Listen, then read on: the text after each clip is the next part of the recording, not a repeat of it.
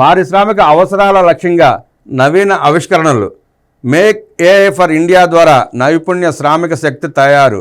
ఏపీలో 225 కోట్లతో 3 AI center of ఎక్సలెన్సీలు.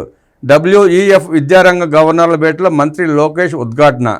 ప్రపంచవ్యాప్తంగా వేగవంతంగా మార్పు చెందుతున్న సాంకేతికల నేపథ్యంలో పరిశ్రమ అవసరాలకు అనుగుణంగా పాఠ్యాంశాలు ఉండేలా నవీన ఆవిష్కరణల కోసం విద్యా సంస్థలు, కార్పొరేట్ల భాగస్వామ్యంతో పనిచేయాల్సి ఉందని రాష్ట్ర మంత్రి లోకేష్ అన్నారు.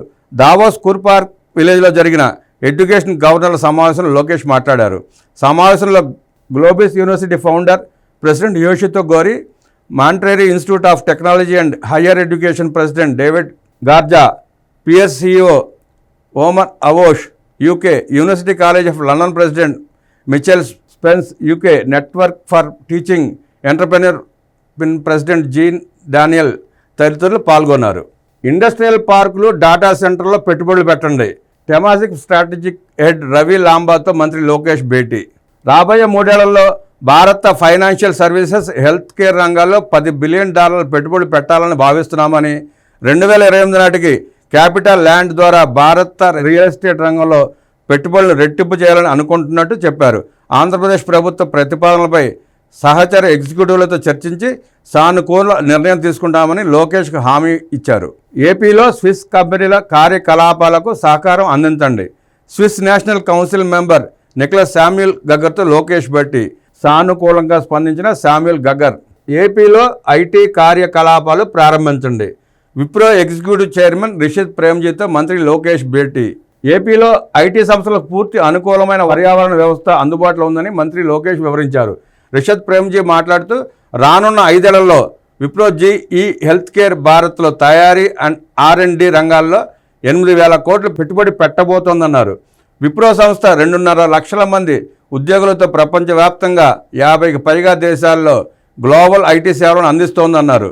3.5 లక్షల కోట్ల మార్కెట్ క్యాపిటలైజేషన్, ఏటా 90,000 కోట్ల ఆదాయాన్ని ఆర్జిస్తోందని, emerging technologies, blockchain, AI, quantum computing రంగాల్లో పెట్టుబడులు పెడుతున్న ఏపీ ప్రభుత్వ విజ్ఞప్తిపై బోర్డు సభ్యులతో చర్చించి నిర్ణయం తీసుకుంటామని లోకేష్కి హామీ ఇచ్చారు. సామాజిక ప్రయోజనాల కోసం కృత్రిమ మేధ, అన్ని వర్గాలకు ఇంటెలిజెంట్ ఇండస్ట్రీ ప్రయోజనాలు. ఏపీలో 3 నాలెడ్జ్ సిటీలు ఏర్పాటు చేయబోతున్నాం అంటూ వరల్డ్ ఎకనామిక్ ఫోరం సదస్సులో మంత్రి నారా లోకేష్ తెలియజేశారు. ప్రపంచవ్యాప్తంగా 26% గ్లోబల్ కంపెనీలు తమ ఉత్పాదకతను పెంపొందించుకోవడం, నూతన ఆవిష్కరణల కోసం ఆర్టిఫిషియల్ ఇంటెలిజెన్స్ను ఉపయోగిస్తున్నాయని మంత్రి నారా లోకేష్ చెప్పారు. Building the ecosystem for intelligent industries అనే అంశంపై దావోస్ కాంగ్రెస్ సెంటర్లో నిర్వహించిన సదస్సుకు రాష్ట్ర మంత్రి లోకేష్ హాజరయ్యారు.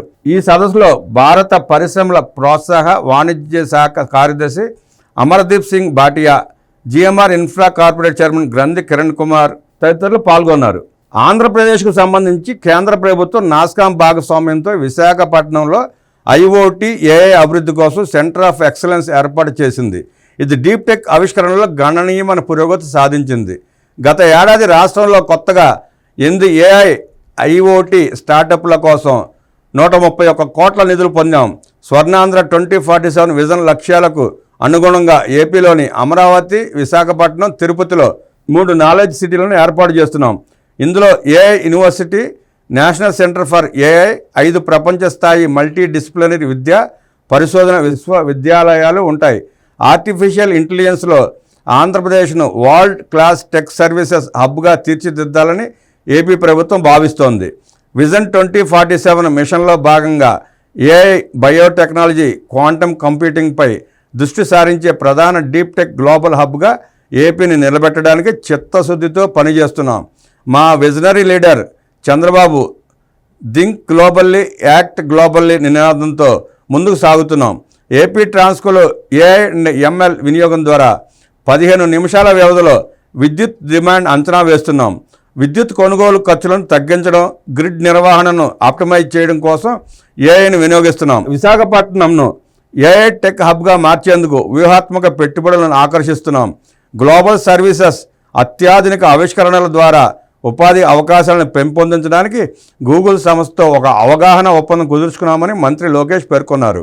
CRDA పరిధిలో ఇంటర్నేషనల్ ఎయిర్పోర్ట్ ఏర్పాటు చేయండి అంటూ ఎయిర్ ఇండియా CEO క్యాంపెల్ విల్సన్తో మంత్రి లోకేష్ భేటీ ప్రతిపాదన పరిశీలిస్తామని సానుకూలంగా స్పందించిన సీఈఓ క్యాంబెల్. ఏపీలో R&D కేంద్రాన్ని ఏర్పాటు చేయండి. ఫ్లైడర్ ఎలక్ట్రిక్ సీఈఓ దీపక్ శర్మతో మంత్రి లోకేష్ భేటీ. సానుకూలంగా స్పందిస్తూ ఏర్పాటు చేసే దిశగా ప్రయత్నం చేస్తామని హామీ ఇచ్చారు. Health care, real estate, AI స్టార్టప్లలో పెట్టుబడులు పెట్టండి. Access health care CEO Anurag జైన్తో మంత్రి లోకేష్ భేటీ. వ్యవసాయ, ఆక్వాకల్చర్ జోన్లకు దగ్గరగా ఉండి బియ్యం, పండ్లు, చేపల కంటైనర్ ఎగుమతులకు అనువైందని మంత్రి లోకేష్ వివరించారు. Access health care CEO Anurag Sharma మాట్లాడుతూ తమ సంస్థ AI, robotics, real estate, mobility తదితర రంగాల్లో 50కి పైగా కంపెనీల్లో పెట్టుబడులు పెట్టినట్టు చెప్పారు. కరోనా సమయంలో అమెరికా, భారత్లలో 6 కోట్ల భోజనాన్ని అందజేశామని చెప్పారు.